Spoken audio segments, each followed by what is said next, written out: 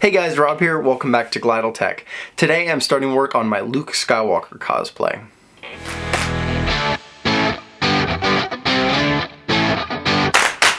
Alright guys, like I said, today I'm working on a Luke Skywalker cosplay. I really love Luke Skywalker. He's been one of my favorite characters of Star Wars ever since, I can remember.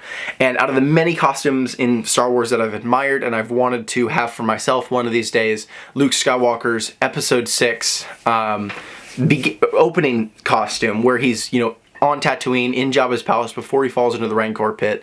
That's been one of my favorite Luke Skywalker costumes, and I personally believe it's his best costume. And so I'm really excited and I really want to work on that. Today I'm going to be talking about the belt in the costume because that's what this video is all about, making the belt. You can see here some images of what the belt looked like on screen, and you can see roughly what I'm going for, and then I'll also include in there an image of a replica belt I found on Etsy to give you a really clear look of the belt that I'm trying to replicate. Now, the belt itself is a 2-inch black leather belt. So I purchased this. It's a 2-inch veg tan leather belt strap. I'll put the link to where I got this down in the description. And I'm going to be dyeing this black so I can get that natural dyed look. And then I can scratch off a bunch of the dye, sand it down a bit to give it a weathered look with the veg tan showing through. The clasp for the belt is here. I got this off of Etsy, and I'll also link this in the description. It's a simple, I like how it looks on the front. It's a simple clasp. It's got this one belt loop here, and then this hook that secures to the rest of the belt. The one downside is that if you're going to buy this yourself, this is a 1 3/4 inch opening here, and with the belt being 2 inches, they don't quite fit. I contacted the seller about this, and he told me, to do this sort of thing where I cut this down to 1 3/4 and then have this at 2 inches here. So that way the belt can slide into there. Here we go. It can slide into there no problem and fold over, and then we have the belt here. So that's what I'm going to be doing there. But before I can do any of that, any of the securing of that or punching holes in this, I've got to dye it black. So we're going to do that in just a moment. The next part, the other two parts of leather I'm going to dye black are these two straps here. One of them, this one, is going to fold over, and it's one of the 3 different attachments Luke has on his belt. This is a leather strap with a circular D-ring on it. That's going to be on there. And then this here is a little connection piece that's going to fold over, and it's going to be a belt loop for the excess portion of the belt to slide through so it doesn't just flop around. Yeah, so I'm going to work on that. We're going to cut to me dyeing it right now. I've never dyed leather before, so this is a brand new experience for me. I hope it goes well, but I'm obviously recording it so that way you guys can see what I do, and if I make any mistakes, you guys can learn from them. But yeah, we're going to cut to that right now, so let's get started.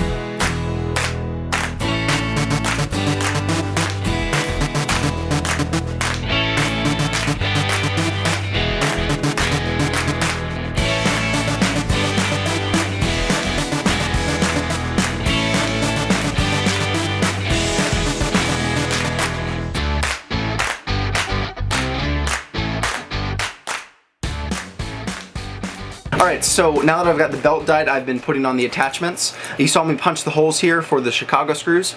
Just so you know, I decided to use Chicago screws as opposed to rivets because the Chicago screws allow me to take them out and remove the belt buckle should I ever need to for whatever reason, as opposed to having to cut the belt and, you know, buy a whole new belt if there's a problem. This portion here, you can see the stitching I have on there. Let me get that to focus. There you go. The stitching, that's called a Z-stitch, I believe. I'd never done that before, and so I just started messing with it, and so unfortunately I don't have footage of me putting that all together. But it was fairly straightforward. If you're doing this yourself, just look up leather Z-stitch or something like that, and you should be able to figure that out. Alright, whoops. Now I'm going to move on to punching the holes for the lightsaber belt clip, which I'm going to do about 4 inches from the end of this final belt loop hole. Yours might be different if you're making the belt.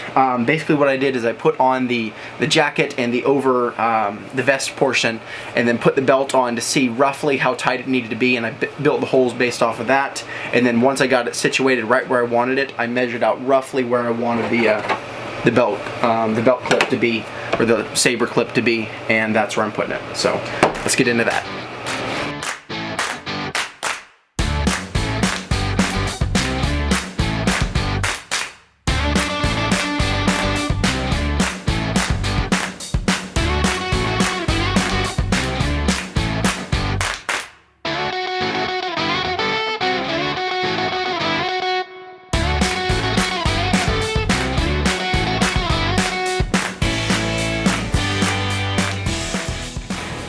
Alright, so the last little bit I need to physically attach to the belt with by punching a hole is this little strap with the D-ring attached to the bottom of it. I'm going to place it about 2 inches this way of the belt loop, and it's going to be punched in to the back like roughly about so. I'm going to punch 2 holes into here, into this thing, and then punch them into here, and then connect it all with a Chicago screw.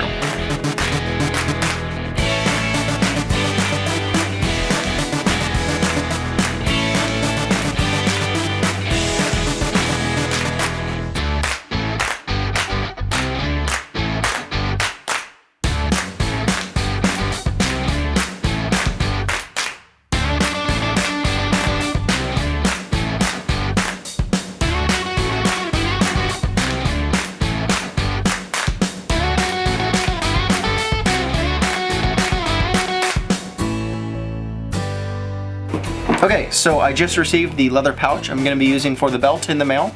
It's a simple pouch, you know, just front and back, simple leather strap, a single pocket, no intricate designs or anything, but that's good because simple is all I really needed for this pouch. To put it on, I can't quite slide it over this side because while I can get it down here, it gets hit by this, so it won't slide on properly. So this is where having Chicago screws is very beneficial because I can just take these 2 off, take off the buckle, slide the pouch on, and replace the buckle. So let's get into that.